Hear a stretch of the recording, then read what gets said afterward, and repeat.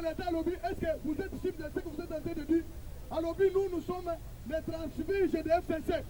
Ce qu'on a vécu, on n'a pas besoin de vous donner encore un autre cahier de charge. Parti maintenant à lobby que, taisez-vous. À partir d'aujourd'hui, je n'exclus pas.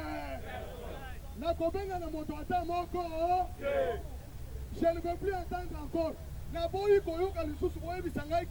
Vous êtes les transfuges du FCC. C'est tout le monde que vous voyez qui était avec moi hier, avec Jean-Marc Kaboun.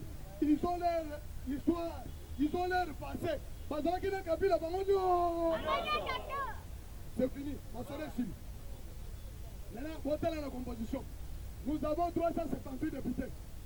Sur 29 députés, il y a MRC et Alliés. Nous avons gonflé, nous avons retiré 17. Sur 70, il y a Moïse Gatoum. Nous avons retiré 48. Lobby réunion entre Moïse Gatoum et Nambembe. Lobby, ça c'est une débauchage. Lobby que, oh, il m'a camoué à lettre. Parce que, Odia, à moi le Moubat. Odia, président du bureau d'âge, à lobby, je donne à chaque député de formuler au commis. Ceux qui ont la majorité FCC, au commis FCC. Ceux qui ont l'union sacrée, au commis union sacrée. Après, on peut faire 4 exemplaires. Exemplaires, moi, on peut faire partie là. Pour être informé qu'on continue dans l'union sacrée. Deuxième copie, on peut faire le groupement politique là. Troisième copie, on peut faire ça bureau Assemblée nationale. Moi, on continue comme archive. Il y a témoignage qu'à des gens, il ne passe pas. Au même moment, on va député dans l'Assemblée nationale, autorité morale, un informateur. Chaque président, il y a un parti politique, règlement politique, à Zozouamena, il y a des gens, il y a des députés, il y a aucun diplôme. Les députés, si vous siégez, vous allez à des gens. Nous avons une union sacrée. Mais là, nous allons voter.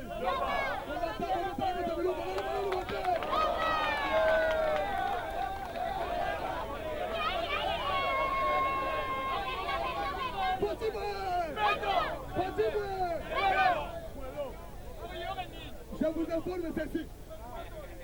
Ma querelle réunion sur l'opposition. Je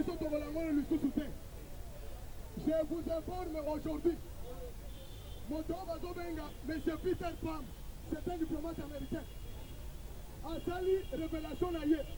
Alors dit que les États-Unis met sur la même longueur politique avec Félix Antoine qui il continue.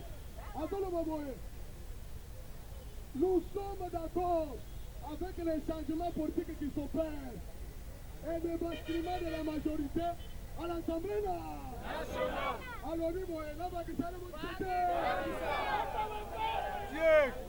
alors, nous voyons, et c'est formidable pour qu'il y ait un basculement de la majorité entre FCC et Union Sacrée sans décision du sang. C'est-à-dire Fatih Beton, Abimi excellent. Le diplomate. Alors, les États-Unis, alors, États-Unis d'Amérique, Joe Biden. Alors, majorité qui est déjà. Déjà, je vous informe que Napoko, le Premier ministre, a été saisi par le bureau d'âge. M'a informé que motion de censure signée par 301 députés. Rendez-vous mardi, l'Assemblée nationale. Et si Babotolio, combattant Babotolio, il ne passe pas. Alors, la finissage. Majorité, alors, vu que l'histoire, il y a régime, il y a AFDEL, il y a FCC. Il y a autorité morale à porter déjà à lui. à l'histoire. L'histoire de Kabila Ndenge Tokundiamo à partir de l'élo. Parce que la majorité bascule et qu'il y a l'union sacrée. Maintenant, dans l'union sacrée, Babanda Kofinga Tshisekedi, combattant,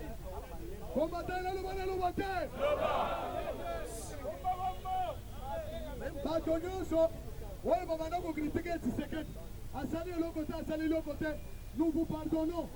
Biso baprésident parlement de nyonso tozo pardonner bino parce que ezalaki moi quelque chose ezalaki bino. En politique il y a ceci, aucun président du monde ne peut pas gouverner sans la majorité au Parlement.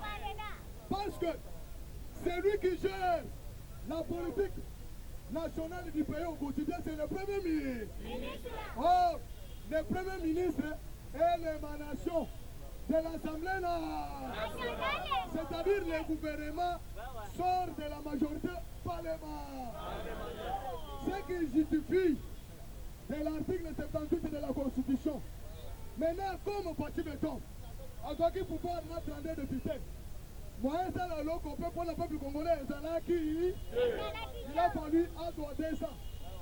À côté, à Tina Bapionaye, Basala Moussala, pas peut-être majorité. Je vous dis que c'est la fierté du peuple congolais. Maintenant, je vous informe, avec cette majorité acquise, dans une grande difficulté, même les Européens vont comprendre la vérité. Il a accepté toutes les humiliations afin d'atteindre. Je vous dis,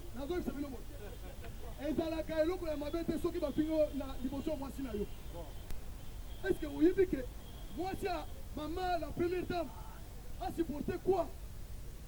Quand elle a payé, il y a un chef pour bateau, il y a un mobile, il y a un bateau humilié. Mais là, elle a oublié que les gens ont recruté par mercenaires. Est-ce qu'elle a tout ça? Que Dieu bénisse maman Denise Bouma Kouina Tami. Inspecteur général, il y a FSP. Le directeur général, il y a ses copains. La bolo quoi? Na minute oyo, baza na makala etikali 13 personnes. Na bisaki bino ke baza 15 personnes. Oh, bazali kokavola chaque mois 150 000 $. Ah, 150 000 $. Je vous dis, akokanga moko ya sultan. Moko ya sultan akoka.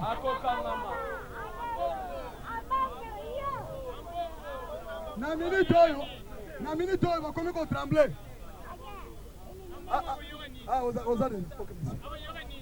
Je vous informe que son qui bureau et l'Assemblée nationale définitive est installé.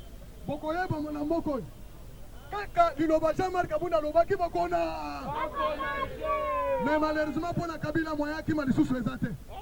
Frontière est déjà fermée. Tokoti na Zelek. Est-ce que vous avez Tokoti na Zelek le lot? Zone de libre-échange en Afrique mobile. Les députés ont signé un accord, autorisé le gouvernement à ratifier. Libre d'échange que tous ont contrôlé. Ils ont contrôlé la frontière. Ils ont contrôlé la famille. Ils ont contrôlé la montagne. Je vous remercie.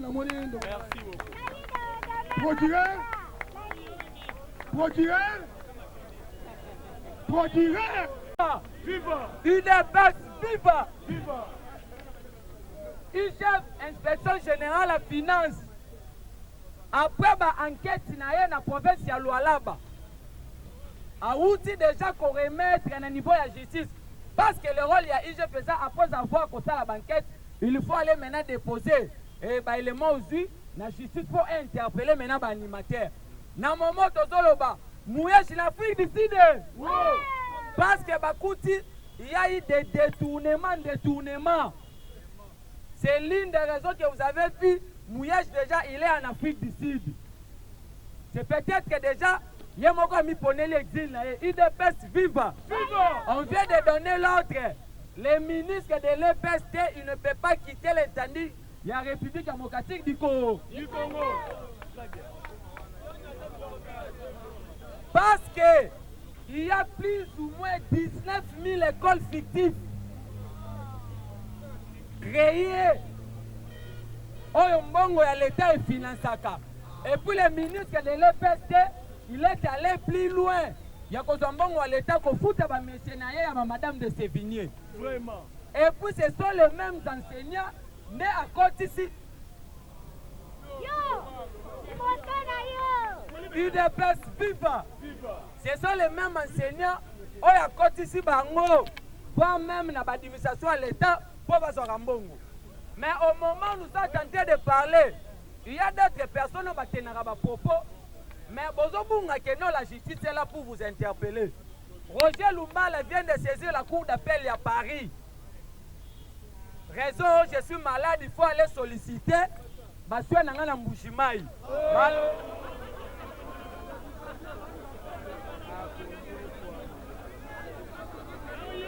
UDPS viva! Roger Lumbala a saisi la cour d'appel à Paris. Batouna, pour quel motif? Oh non, je suis malade.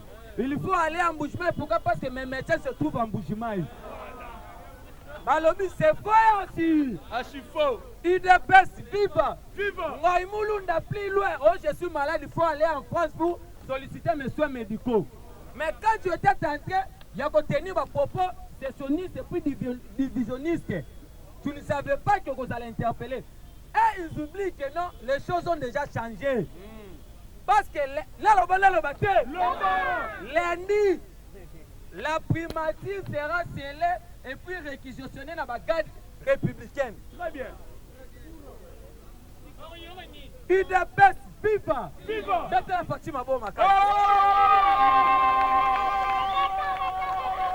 La primature lundi sera scellée et puis réquisitionnée dans la garde républicaine. Et puis c'est le même lundi qu'on va retirer le Premier ministre.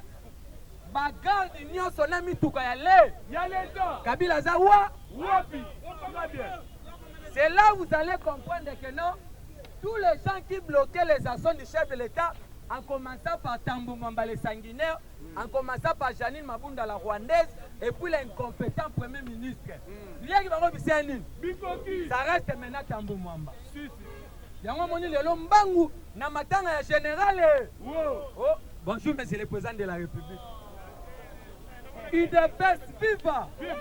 Alors, nous avons dénoncé ce qui s'est passé le mardi dans la présidence.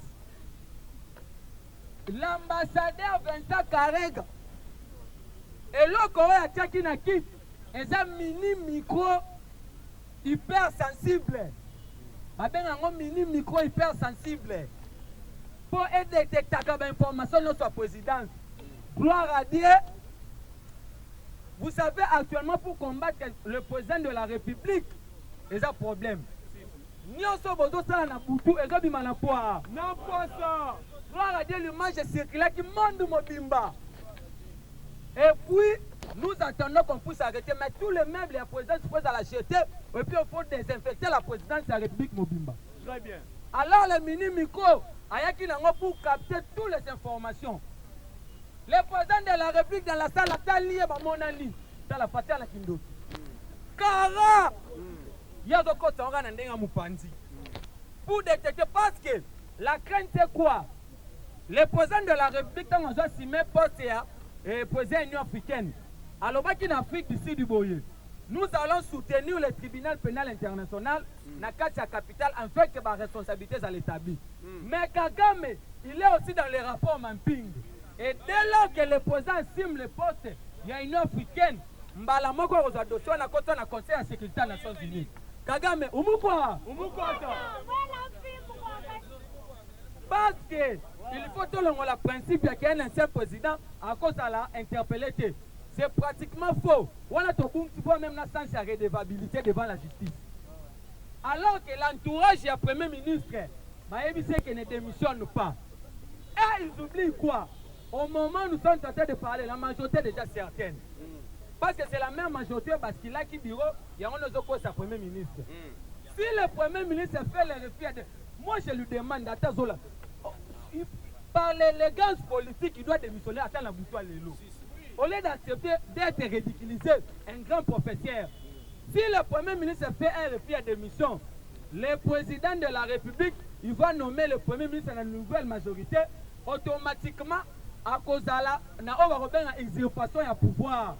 Et puis je veux dire que je vous remercie. Awa Tozana Boulevard, poids lourd, entrée Ndolo, numéro 37. Awa Tozoteka ba produits alimentaires en gros et en détail. N'a pris à le peuple d'abord, maison les greniers, prix à moins cher, Fachi Béton, Tolia, Totonda. Bana Congo, bana Mikili, monde entier mobimba, ba we balinga Holanda yokason. Tala mokili moni, ozo kate moins loko ezali. Donc chez papa Laurent na maison les greniers na mama na nous, okokoma wana so komi, okomona ba prix o ya ba biloko même niveau ya Bruxelles. Donc produit wana ezaka toujours na Bruxelles pour en désordre. Kende kuna yo moko misoneza témoin. Ko vanda te pusana pembeni, oko vivre qui vivra verra. Tango kokoma yo ko comprendre que te masore za lindenge nini. Kolia kotonda nyata borto Fachibe.